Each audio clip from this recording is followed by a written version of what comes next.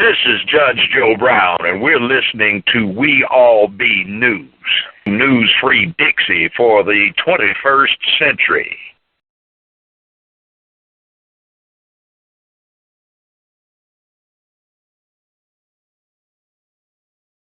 All right, give them another round of applause. Right on.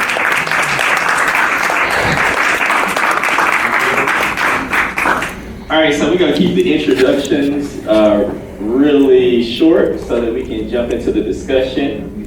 And so we're going to start out with asking a few questions, and then we'll open up to the audience. So we're going to do like the Tina Turner song, start off nice and slow with an easy question. What inspired you all to tell this story? Why was it important to share? And also, why is it relevant today? I actually got the idea. My mom used to teach at Lincoln, and she is the one who told me about the Invaders. I'm not sure this is on, but you guys can probably hear me, right? Acoustics, And then I talked to a good friend of mine who had taken a class from a guy who's actually featured in the film, Clarence Christian, who had introduced him to Lance Watson or Sweet Willie Wine. And from there, we just kind of went to the library and started looking into it and started contacting these guys, and just felt like it was a story that needed to be told and hadn't been told. And growing up in Memphis myself, I was sort of surprised that I'd never heard of these guys and what they'd done, and felt like it was worth a shot, and everybody kind of came on board. You told it, I think.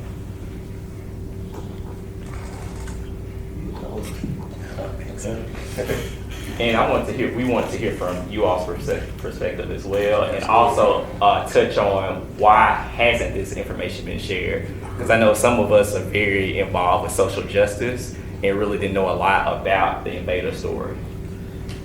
In large part, America has not changed. It has not changed. Nobody really wants to hear the truth. Calvin Taylor is not here tonight. Were he here, he would say he gets tired of telling this story. America's not listening. We got the same problems now we had then. Black youngsters are shot down by policemen, and they're given a vacation, a paid vacation. The difficulties we have with employment, with economic opportunities, with housing still exist. Our seniors do not have housing. I have one of my friends back there now, he's chief of the Indian tribe because Negroes are not getting any justice in America. You know, if you look at the campaign now, you'll see that Donald Trump has invigorated a lot of people who do not know this story, who do not want to know this story. You could tell it every day of the week. There's still some people who believe that we do not have a right to do anything in America. My friend back in the back says that can't nobody prove we came from Africa. He says we Indians. At any rate, I was blessed to come along at a time when I could get a chance to be surrounded by young men and women like these. And the one thing that's true about Memphis is that there is no lack of courage in our youngsters, no lack of faith that they can make things better. So we thought we could do something, and we struck out to do it. Now, we did not realize we were going to meet with resistance. We thought everybody was taking the same chance. So we thought that Ben Hooks, and I'm sorry that Marion DeCosta Sugarman Willis is gone now. We thought everybody took the same chance. We did not know that there were people who were on the payroll, who were informers and others. We didn't have enough sense to know. You see, you were naive. Yeah. Just think how we felt. When I came back to Memphis, I came with the hope of creating a Black United Front. I was going to do it here because I thought Memphis was the most ideal place. We had good relations with the NAACP, with the we thought we had good relations, but we did not know that they were being told, on the one hand, either deal with them or deal with the young militants. So every time we got a bone, it turned out that they were throwing that bone at us. They were not trying to feed us. Well, since you threw that, did you want to come in on? Yeah, well, I made my living right here. The recording booth was, the vocal booth was right over here, double Z. engineering booth before I went to Vietnam. I was a member of the Mad Lads.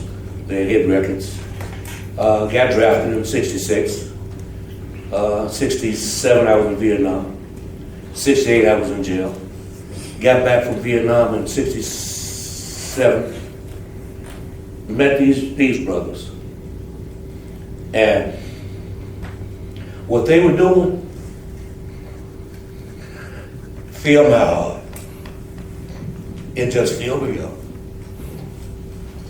To see, you know, all these cats, the invaders. I grew up with them. They came out of my neighborhood. You know, I watched them make sure old people got across the street safely, that they were able to go pick up their grandkids from school without being harassed by the thugs in the neighborhood. And I like that. But STAX didn't see it that way. They saw them as thugs, hoodlums. And I saw them as my neighbors, my friends. So they kind of gave me an ultimatum. You want to hang with them thugs in the street, or you want to be an artist? Well, you know, I can be an artist and an invader as well. But I was a man before I was a singer. You can drop the mic on that. All right, so that was an easy choice. So I was into it up to my neck and in it to win it. I came here tonight, Craig had called me, and I came here tonight because I thought it was going to be some youngsters from Black Lives Matter. And I wanted them to see this film and learn from this film and know that Dr. King gave his life. I was there the night he made the speech, so I might not get there with you.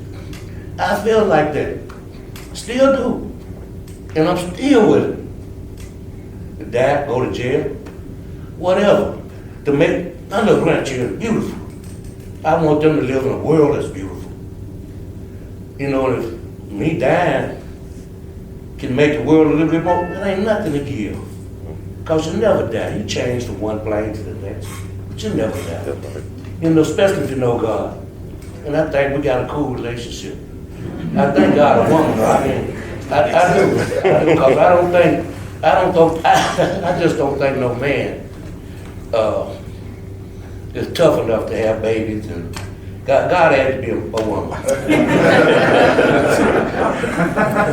You know, I know we're getting off the track, but this is about today, what we're doing today. Look at the end of this movie. John B. Arthur now, writer. I knew it before he did. We went to Lamar, we went to Lamar on together.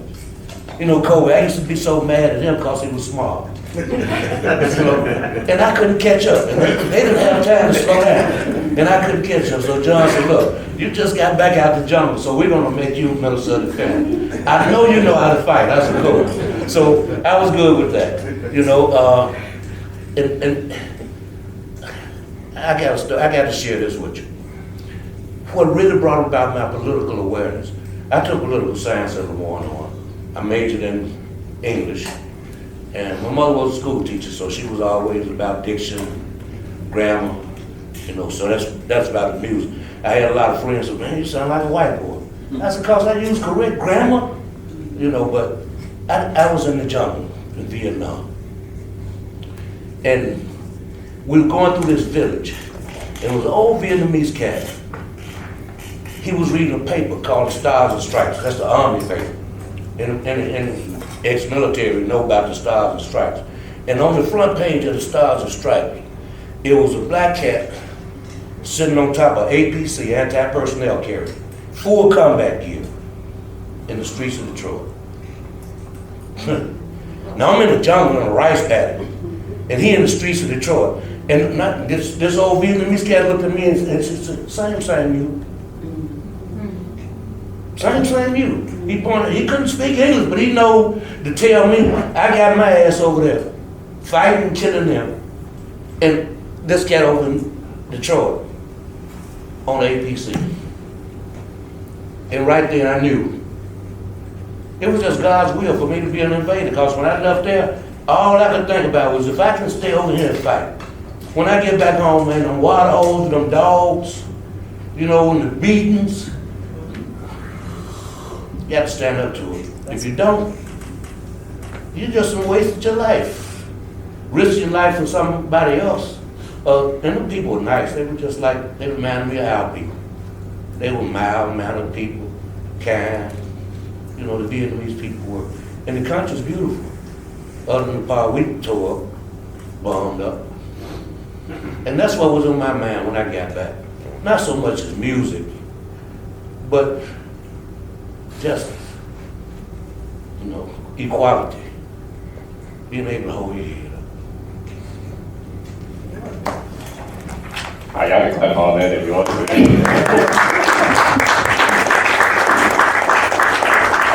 So this is a perfect transition into this next question because it's always important for me to connect to the reality that we're facing right now. And so there have been a lot of improvements, right?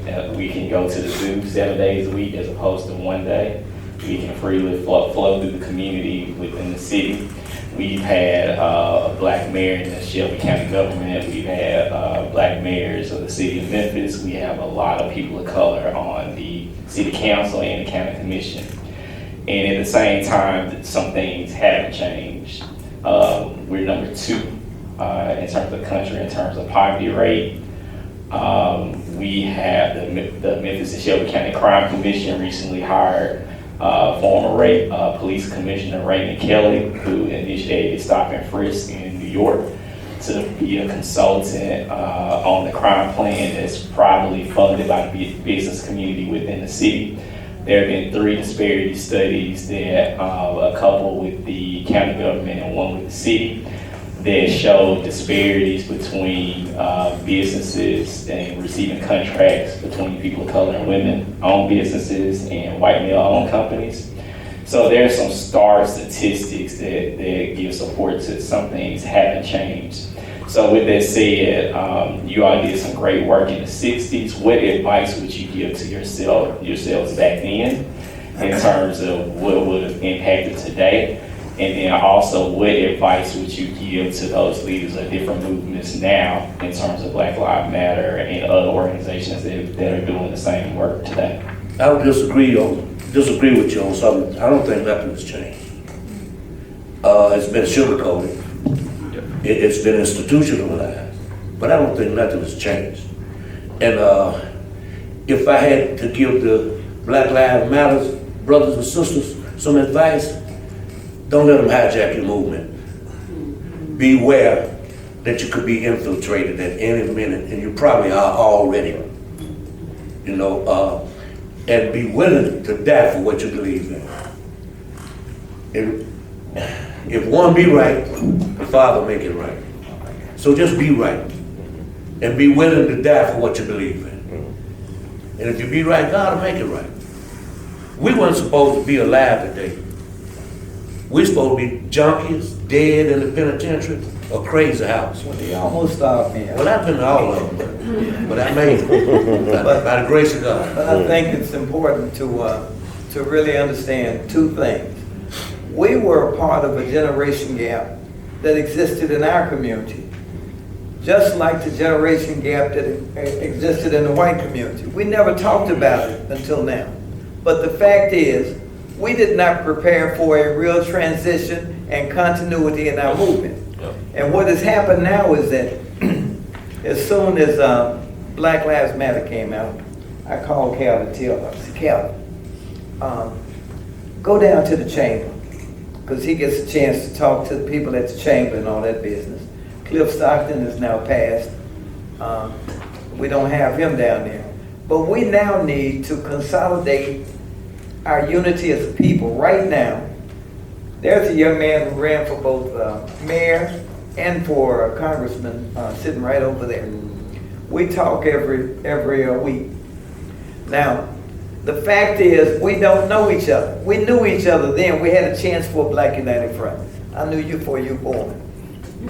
And my wife has been telling him about our relatives on both sides. But the problem now for us is that even when we had Harrington as the mayor and Ford as the congressman, we did not have any real unified agenda. Harrington did not understand, even though he participated in some of the invader activities, he did not understand what we're talking about, and still doesn't. He's interested in charter schools, and I'm glad y'all got one down here that's good. They tell me it's good. But the fact is that right now, you can't name a great black educator to me, can you? When Booker T. Washington was alive, when Carter G. Woodson was alive, you could name one. But now, nobody knows what Dr. Kobe Smith does. You don't know what contributions I've made to education. And nobody cares. Right now, I can't get a job at University of Memphis, my alma mater, Rhodes, Lemoyne on, I did work at CBU one time. But what's happening is that no one considered this history. That's just some Negro stuff. You were the organizer of a group of 2,000 young black people in this town, and y'all made things happen. You could not go across Macklemore for one gang over there fighting the gang over here. I don't care who you were, you got a whipping. So we stopped gang fighting. And we did it because we applied scientific political principles by teaching people and training people. We went to schools and we started talking about what education ought to be. Now, the fact is, the superintendent's father was one of my classmates at Manassas. I don't know that I agree with anything that he says or does. And I'm concerned about that because public education is about to die. We're about to let it die. We didn't create it. Our forefathers created that. That was the gift of the former slaves to America. There was no such thing as public education in Boston, Massachusetts, in New York City. You have public education, we're squandering it. When I came back to Memphis, I came back and got a job out of State Tech. And I should have been able to rise in the hierarchy and become a leader of an institution. That was my plan. A.W. Willis told me, he said, man, forget about that. Make some money and go do this yourself. We had leaders before. Jesse Turner was alive. Now, Tri-State Bank is almost out of existence. Tri-State Defender is no longer really a media outlet. We don't have the kind of advancement that you would think a city like this should have when way back in the 40s and the 30s, this was the one of the leading cities in the world for African Americans. You know, some people don't want to discuss this and talk about it. I see Ron Hurd over here. Ron, Du Bois came here and wrote the predecessor to Crisis Magazine in Memphis, which was the publishing capital of the black world. We had music. Handy was not a good musician. He published the blues. Now there's a young man sitting out here whose father had the biggest nightclub probably in America, the Paradise, Club Paradise, that young man right there. Ernestine Hazel. Yeah. His mama had Ernestine Hazel. Yeah, so, but compared to what we have contributed to America, we have gotten no return. And somehow or another, it's gonna take young black people and young white people. I really appreciate Pritchett and Craig. New invaders. New invaders. They are. I'm sorry Bennett is not here. We've got some in JB. These guys took upon themselves to get busy and come out and find the truth. You come over to my house. My house is hot and raggedy. They come over. No, that was my house. Okay. Well, the thing is that right now, the city of Memphis does not have any money to repair the homes, renovate homes for our seniors. People are dying because they don't have air conditioning in the summer and heat in the winter. And we're sitting out here comfortable talking about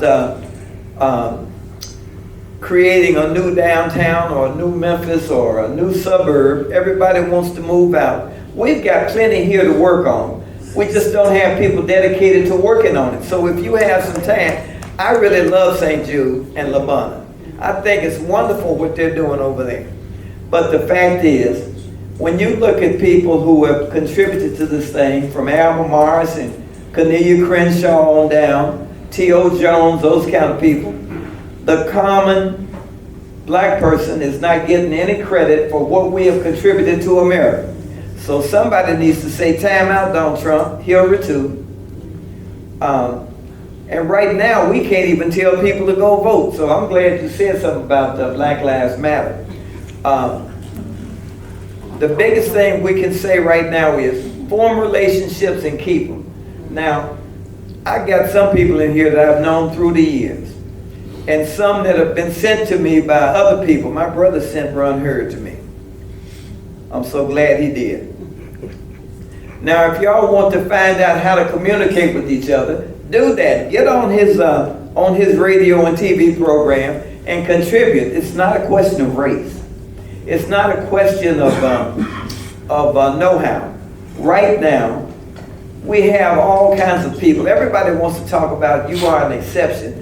I do not believe in exceptionality when it comes to our people.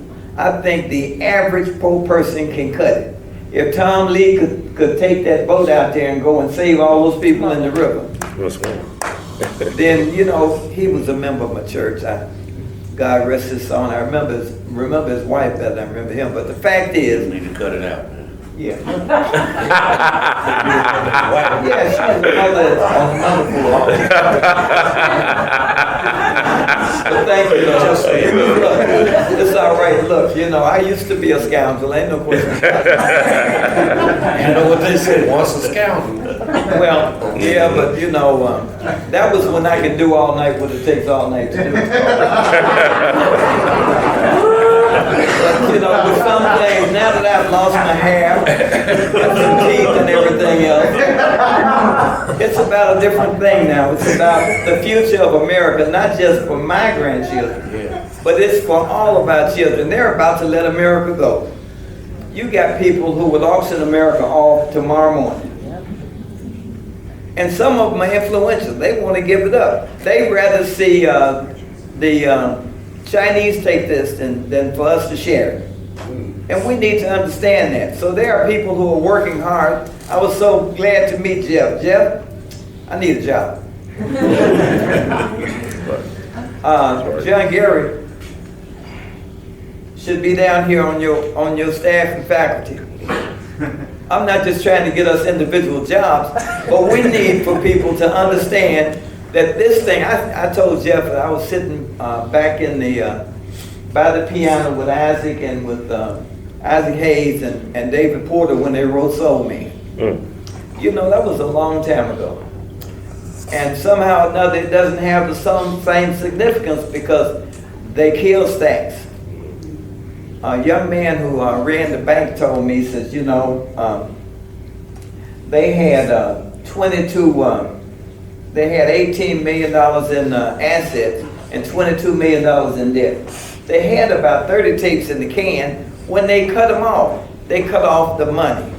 Now you see the apparatus that was STAX in Nashville. We don't have a studio here anymore. You know, that ought to tell you that there are people who want to do things to us that don't need to be done. Right now on Beale Street, Kevin Willis and Archie and all of them have put a proposal to manage Beale Street. Well, they have been the surviving bidder 7 times. They still don't have the contract. What people want to do now is to put country and western on Beale Street. You know, our heritage, and you know, I got plenty of country western in me. I know you remember Oboe. Oboe McClellan. Oboe's song was his favorite song that I used to like to quote to my wife was, "You only want me for my body. All you girls are just the same." Well, we now have to collect ourselves from wherever we are and get credit for what we have done. And that's why I wanted to see this documentary come out. And I'm so glad that Pritchard worked hard. Pritchard would call me up late at night from Brooklyn. And we reminisce about all the things that he does in Brooklyn that I used to do. I love New York. I was so glad to get away from here and get some freedom. But I also want you to know that everybody has to come home. Memphis is home. I'm glad John Gary is here. I wish the rest of them could come, but John B. Smith, Charles Cabbage, and many of our other youngsters had to live in exile. They could not come home. They were afraid of being arrested, harassed, or killed. So this is not just an innocent story. This documentary is not seen in our public schools. Did you know that? How can in Memphis, Tennessee, you take youngsters who are the product of the old education system that we had and who did well? I wanted to sing. I couldn't sing. I was mad at you. Well, you could have been in the background, man. We could have covered for you. Now, and I used to sing together. Possibility? Yeah. So yeah, we knew a lot of the same people. I was in the background, and I was also with a lot of the musicians, Emerson and all of them. I loved them. But right now, our whole heritage is about to go by the boards because we are not united as a people. Not just the Black Lives Matter kids, but those of us who are here who are not a part of that. We need to be able to get into it. A lady asked me, she said, all lives matter. I said, well, that ain't the point. The point that she did not understand, this lady was an elected official.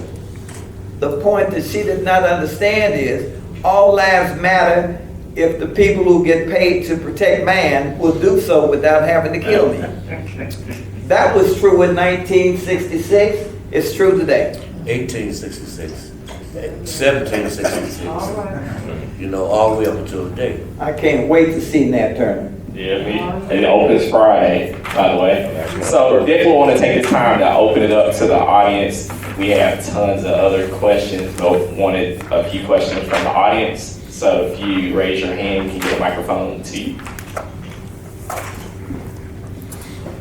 Hi, good evening. Thank you so much for being here. My name is Asia Sims. And my question for you is, I kind of have two, but the first one is, were you guys at all connected with the Nation of Islam? In the moment when you were organizing like the Fruit of Islam, did you guys work with them? Well, you know, many of us had cooperated and worked with people who were in the Fruit of Islam. We're very grateful for having the same heroes. Of course, the Nation of Islam has not always been very kind to some of the people that we love. Malcolm, who was one of my heroes. I'm glad that I got a chance to grow up and learn how to exert my negritude because Ali introduced the left hook to the championship. And it was because of all the people around us. And that's what I want people to understand about our history as a people. It's our continuity. We owe just as much to the people who fought down in New Orleans with Andrew Jackson, who did not know he was an Indian killer and a racist. But they went down there and fought the Battle of New Orleans. They didn't care. We owe the same thing to Crispus Attucks and all these other people. So I'm not willing to just pick people out here and there and say, this is this and that is that. It ain't. Right now, the people who are carrying the torch on lynchings in Memphis are largely white people. They have started to show people what actually occurred. There are a lot of people who do not know that their forebears were lynching African Americans, that they refused to give even their own women the vote. See, you know, here are things that we have to really introduce to America and make it face itself.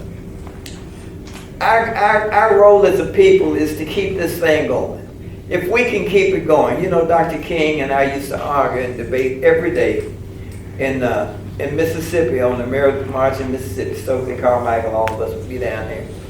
And, you know, my constant comment was, I'm tired of turning the other cheek. I haven't really turned too many cheeks. But I didn't want to do it. He says, okay, so you're going to be violent. Then what? So I said, well, first, you know, I was willing to go for self-defense.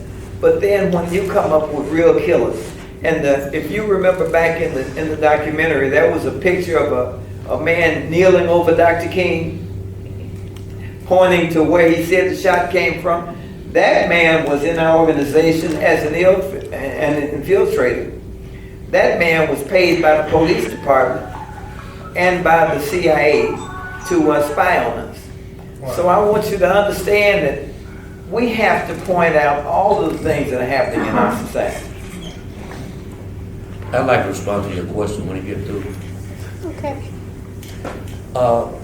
Mr. Farrakhan, very intelligent, very knowledgeable, and I like it.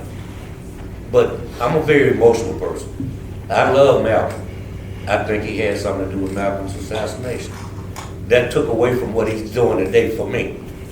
But for people that don't understand, that that don't feel that emotional about it, Farrakhan is real wise.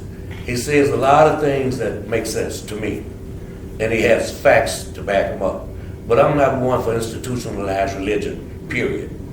I believe in a higher being. I believe in God. But I don't believe in institutionalized religion. But Farrakhan, I like him. Smart. What the father? I just want to first make a small statement, question, and then a statement. If you notice in the film, when he talked about the invaders, a lot of folks still think that it was the invaders' fault that Martin Luther King got killed. And it's a shame, because you can see from the film itself that Martin Luther King has saw the light. When he had the opportunity to meet with the invaders, he saw the light. It changed his whole process. It changed his whole attitude. He felt that this was a time for me to make a situation where we all can come together, because I feel what these guys are talking about. And in that process, you see, they saw that Martin Luther King finally met his match. He met a situation where he was going to bring this whole community together, the so-called bad guys, the militants, and the people, so this thing would grow and grow and grow. And when he saw that, Martin Luther King spoke the night before, the night after meeting with the invaders, he changed.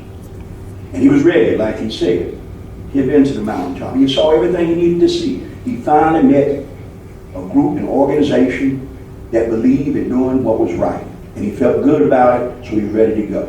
And I want to move on to say that the question that I need to ask was that, in your opinion, what is the most important question facing this process of the invaders in the next millennium? And if there is reciprocity, will it be reciprocal? And before you answer that question, I want to go on to say that, look, given that white community, you got a lot of good people in the white community who work with us year in, year out, decade after decade. But 66% and 2/3 of white America is either racist or prejudiced. And you can't get away from that, which represent a certain portion of the electoral votes, and mainly 95% of vote in the Republican Party. What I'm talking about, there's 66 and 2/3. There's 11% which is racist. There's 11% which is pro-racist. There's 11% which is biased. There's 11% which is pro-biased. There's 11% which is neo-prejudice, and 11% which is pro-prejudice, which makes up a total of 66 and 2/3%. But in areas like the South, you got 85 to 93% of white America who is racist, prejudiced, pro-racist, or biased. And you just got to deal with that. That's what you got to deal with. That's what you're dealing with. You got to deal with that. But the point that I'm trying to make is that I noticed that Mr. Smith, he said, LaTroy Williams ran for mayor, but I resigned in that position and suspended my campaign. I did run for Congress. But let me say, when you mentioned my name, I didn't hear anybody say anything. But let me just make this clear to the people in the city of Memphis, Shelby County. There's nobody on record can put their record on the line against LaTroy Williams. I've done more for this community, for the black community and the Democratic Party than anybody in Shelby County. It's no match. When I was a young man working as Executive Vice President of BBA, I changed the name from Black Business Association to BBA. I made loans to black businesses when it wasn't popular, when they couldn't get loans from the banks. And I want people to realize and understand that. Beale Street, when you talk about Beale Street, I saved Beale Street. I put up my money and bought in acts like Woman, Gladys Knight and Pitts, and allow people like the Mad Lads and others to play with me. This is what I did in the city of Memphis and Shelby County. So what I'm saying is that... Thank you. Could you restate your question and give them an opportunity to answer it? Okay, but I just wanted to make that clear because I want people to understand that I just didn't run for office just to be running for office. I've done a lot of things. Plus, I'm the former athletic director coach over at St. Augusta, where I won 5 straight championships, 89 straight games without a defeat. So I'm just saying that I don't want people to think that I'm like just running for office just to be running. I'm running because my commitment to the community and to help this community grow. But my question is, what is the most important question facing the invaders in the next 21st millennium? What is the most important question facing? I'm glad you raised that question. And I'm glad for 2 reasons. One, the invaders is a state of mind.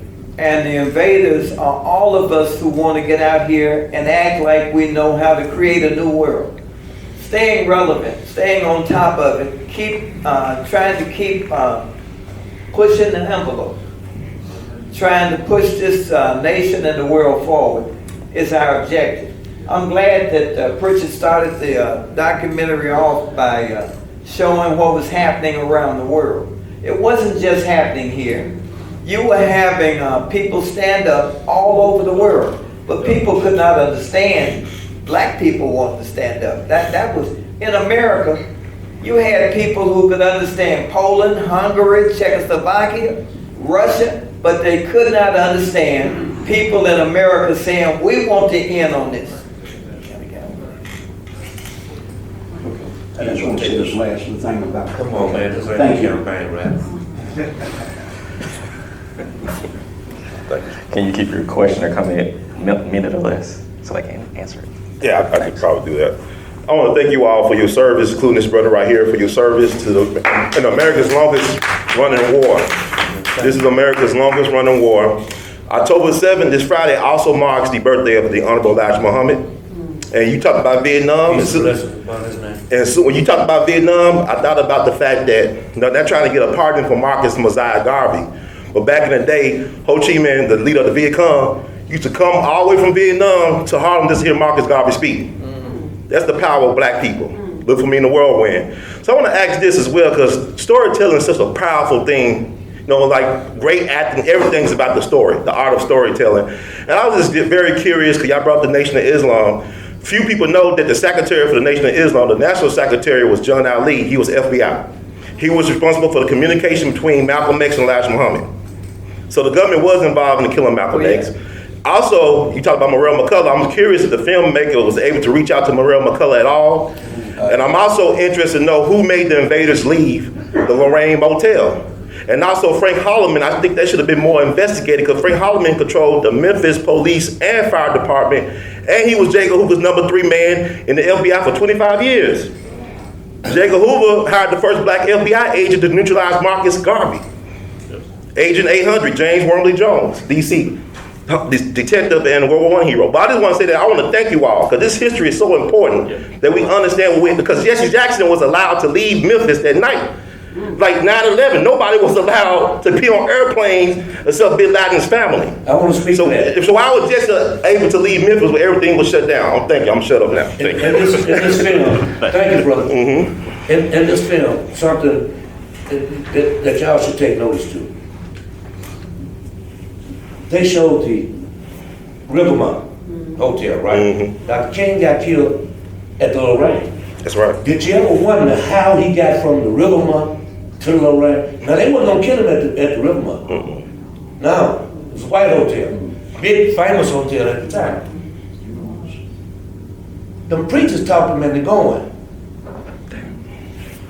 Them preachers talked him into leaving the Rivermont to go to the Lorraine. I'm going to leave it at that. There was also an article in the Commercial Appeal calling him like too white for staying at the white hotel. Yeah. So he was like getting community pushback for being at the white hotel. They tricked him over there to the Lorraine. He'd have been safe at the Rivermont. We didn't tell him to go. We didn't ask him to come back to Memphis. We told him not to come back to Memphis after the first march. We said, Doc, don't, man, don't. But the thing that, why you get to that point, Martin King said there are two important things to mention. I'll take the last one first. When Charles and John and Izzy and all went down to talk to Dr. King, they went in there with our offer to protect him, to provide security. Dr. King says, I don't need no security. I don't need security. I'm not fearing any man. He knew what was going to happen eventually. In America, it's what always happens. And the thing that's critical about us today is that we seem not to want to understand that what is going on now with the just outright slaughter of young black men is something that has to happen in order for America to wake up and change its ways. That has to be changed. There have to be white people, the ones who are sitting at home tonight, just had a martini, who are saying that has got to stop. It's not just us. We can't just run out here every time our brothers and sisters and children get killed. As Calvin said in the documentary, you can't protest everything. What's got to happen now is that we got to live together and work together. And what's critical to me is that when we have this kind of gathering, it gives a chance for people to reach out. You can touch Craig Brewer, you can touch Latrell Williams, you can touch Ron Hurd, and you can get with these people and talk about how can we get together and do something. What is it? What is your agenda? How can we work together? You can ask Harry Cash III. So what we're doing now is, and I hope we'll have many opportunities. I understand, Pritchard, that you're announcing the showing at the Indie Festival, which is starting out with this. Would you go ahead and do that? Yeah, November 1st, we're opening night at the Memphis Film Festival, so if you know anybody, you might want to check it out, spread the word. And then it plays again Saturday of that week, so November 1st and 5th, I believe. Tell some of these teachers and these students in the schools to go so they can see it. Our young people need to know that we did not just grow up like Topsy. We didn't just pop out like we are now. We have gone through a continuous struggle. It has been difficult for all the people involved. Here's a man who had the top record on the chart for how many weeks? 50 weeks? 36? Yeah, longer than that in Europe. It's called The Whole Damn World Gone Crazy. I wrote it in 1972, and it's just as relevant today as it was in 72. Love is without anyone to love, because hate is taken over, even though we're lost without love. There's a mother who would leave a child without love. Is that the way God planned it, or just a lack of love? I believe the whole damn world going crazy. In the Holy Land, there's a man with a gun in his hand. Something I can't understand. Love should be in the man. Make a lie out of me and save humanity. But until then, I believe the whole damn world going crazy. 1972. And I got a brand new record that I cut last Monday. It's called Natural Kind of Thing. I got a copy in the car for everybody. They don't work. No, let me explain. They're doing a documentary on my life. It's called, I believe, The Whole Damn World Going Crazy, John Gary Williams story. So I had to write a song for it. Wrote the song Monday, mixed it Tuesday, sent it to the press Wednesday. They screwed it up. I got on the radio, WEVL. Did you listen to Greg? I heard about The record was whoa. And so we called the press back and said, man, what the? So they apologized and they pressed up some more records and they'll be here Tuesday. But I got one for everybody that's a souvenir. And I like that. when they come in Tuesday, you can get another. Thank you so much. Definitely want to wrap it up in this way. Thanks, Craig and Pritchard, because Craig's doing some great work even with the Memphis. They recently had a festival for the young people and created their own documentaries and movies this past Saturday, which was pretty cool. Thanks for the work. Elders are always important, and hopefully we can tighten up the intergenerational conversation. I just look old. I'm not really that old. Last piece related to the audience. Definitely want to shout out Marlon. He's doing some cool work over at Knowledge Quest. Civil Rights Museum, doing some amazing things with the community conversations. And to tie back into the work that's here on campus, the Soulsville Foundation, Jeff is doing some amazing work here at the museum in terms of the community conversations and touching on real topics that's impacting the community. And also has a position that's coming up that's open, that's related to being an education manager. Adriana back in the back doing some amazing work with the STAX Music Academy. And then last but definitely not least, the charter school, doing some amazing work in terms of producing some students that are prepared for post-secondary opportunities. So if you are want to continue this work, it first starts with the young people. And so hopefully you can continue to make those investments with your wisdom, your time, and or your money. You know, right, Jeff? Thanks for coming out, and hopefully y'all have a great night.